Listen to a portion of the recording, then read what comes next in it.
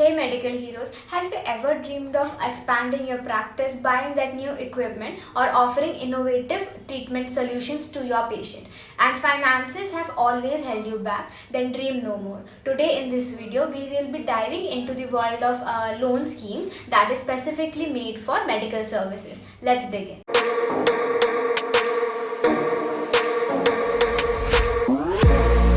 Did you know the Indian healthcare sector is expected to be a $372 billion industry by 2025, fueled by rising demand and technological advancements? That's a massive opportunity, but it also requires investment. Luckily, this loan scheme is tailored to your needs. Let's explore. Under this scheme, you can get a loan up to Rs 100 crore. Let's discuss the eligibility under this scheme. Hospitals, clinics, nursing homes, diagnostic centers, pathology labs, etc. can apply under this scheme, and the medical practitioner shall be in the age group of 25 to 65 years. So under this scheme, you can apply for a term loan if you want to purchase, renovate, modernize and expand your premises, or else if you want to buy an equipment or an ambulance, then also you can apply for a term loan. And if you want to fund your working capital needs of your business, so you can apply for a cash credit loan. So let me explain what is the difference between a term loan and a cash credit loan. A working capital loan is usually taken to deal with the immediate cash requirements or short-term needs. For long-term needs or extended durations, business owners generally opt for the term loans.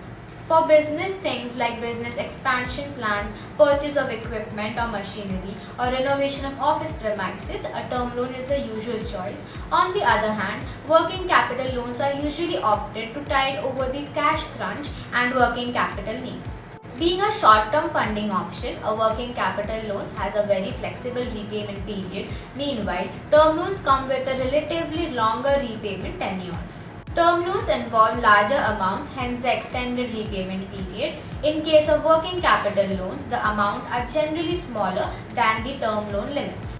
Although working capital loans are fairly easy to secure, these come with higher interest rates due to their shorter repayment tenures, while term loans have comparatively lower interest rates.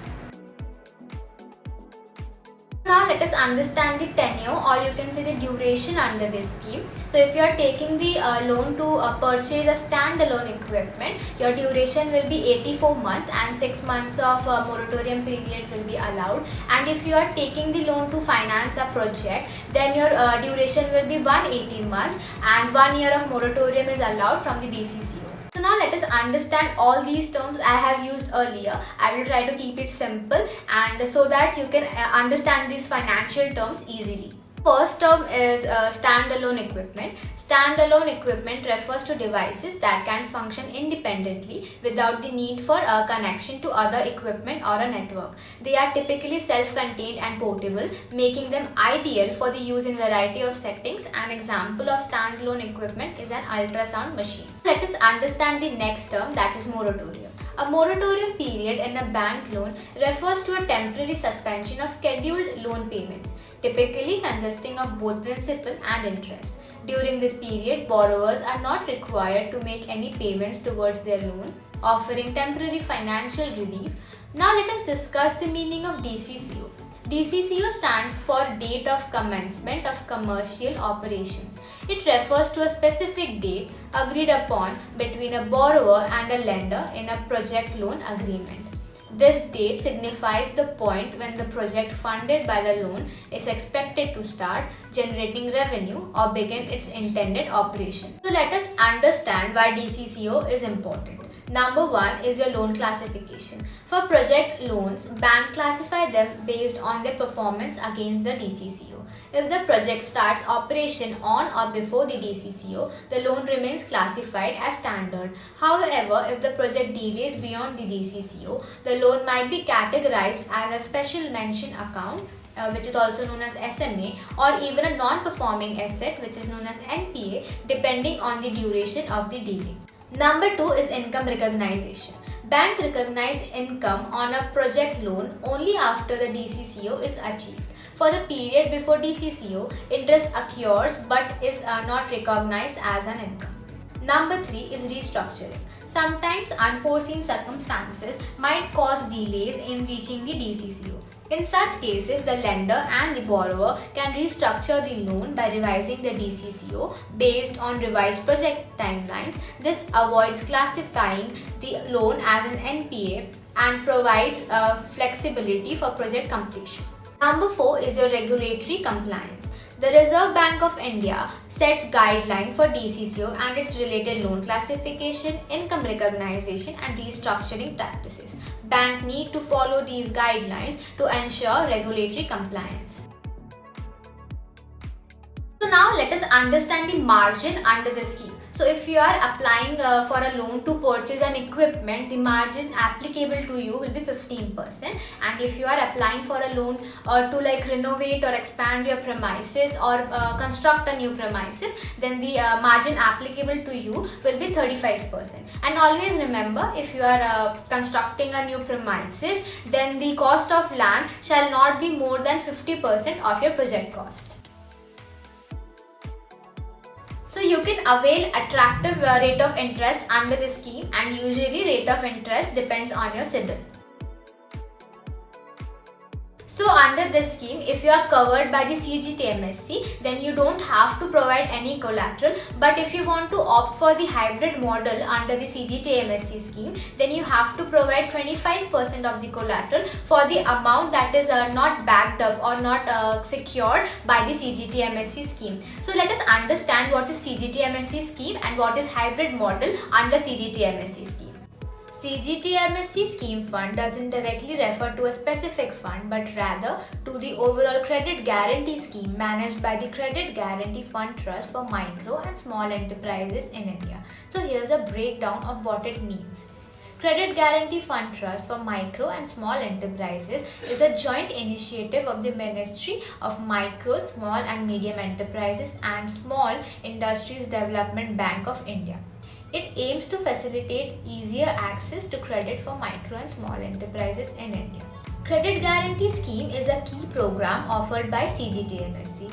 It provides partial guarantee cover to the member lending institution (MLI) like bank and NBFCs on loan extended to eligible MSMEs.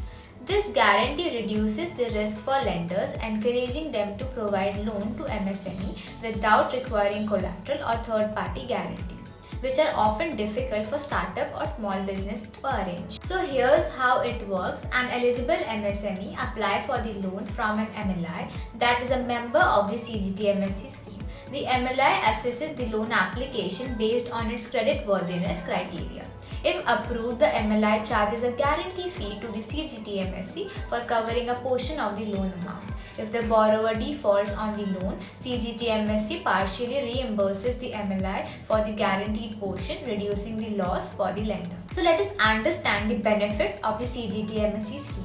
For MSME, it provides easier access to credit, lower interest rates and reduced need for collateral. For MLIs, it reduced risk associated with lending to MSMEs, encouraging them to expand their reach to this sector. And for the economy, it promotes growth and development of the MSME sector, which plays a crucial role in job creation and economic activity. Under the Credit Guarantee Scheme offered by the Credit Guarantee Fund Trust for Micro and Small Enterprises in India, the hybrid model provides an alternative approach for facilitating credit access to micro and small enterprises. Here's a breakdown of its meaning and features.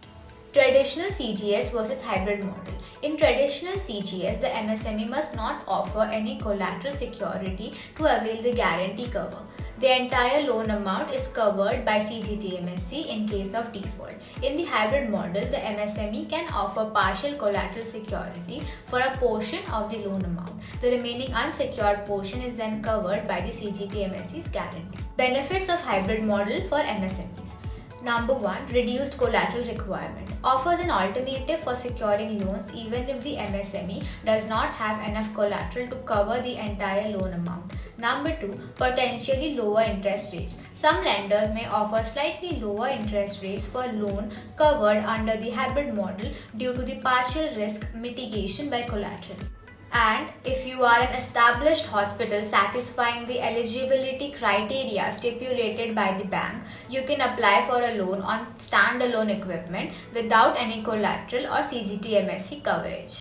Thank you so much for watching this video till the end. This was all about a loan scheme that is available in several banks for medical practitioners and medical service providers. So if you want to know any further details about this loan scheme, or if you want to apply under this loan scheme, you can contact our technical department. And if you are based in Navi Mumbai, you can definitely contact our technical department. You can check the description box below. We have provided our contact details. Thank you so much for watching this video. You can subscribe to our channel for more videos like this, and don't forget to share this video with your friends and family.